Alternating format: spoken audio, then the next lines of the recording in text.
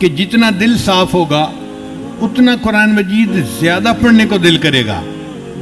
جیسے اچھا کھانا ہوتا ہے نا، تو جو کھانے کے شوقین ہوتے ہیں ان کا جی نہیں بھرتا، اسی طرح قرآن مجید ایسی کتاب ہے اس کے پڑھنے سے پڑھنے والے کا دل نہیں بھرتا، اور دل چاہتا ہے پڑھوں اور پڑھوں۔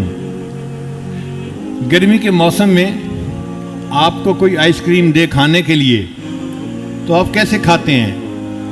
ہر لقمہ کھانے پہ مزہ آتا ہے۔ بالکل قرآن مجید کا یہی معاملہ ہے۔ اللہ والے جب قرآن مجید پڑھتے ہیں تو قرآن مجید کی ہر آیت کے پڑھنے پہ ان کو مزہ آتا ہے، لطف آتا ہے ان کو۔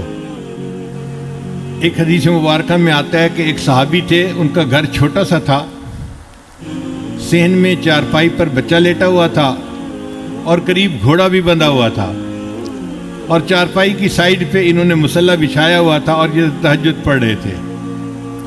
اب جب تہجد میں قرآن پڑھتے تو دل چاہتا کہ ذرا اونچا پڑھوں، تھوڑا جہر سے پڑھوں، لیکن جب یہ جہر سے پڑھتے تو گھوڑا بدکنے لگتا، ڈر ہوتا کہ یہ گھوڑا بچے کو لات مارے گا، تو وہ آہستہ پڑھتے، پھر آہستہ پڑھتے تو دل مچلتا کہ اونچا پڑھو، پھر اونچا پڑھتے پھر گھوڑا مچلتا، ساری رات اسی میں ہی لگی رہی۔ جب انہوں نے سلام پھیرا تہجد کے وقت تو دیکھا کہ کچھ بلب ہیں، روشنیاں ہیں جو ان کے سر کے قریب تھیں اور پھر وہ دور آسمان کی طرف جا رہی تھیں۔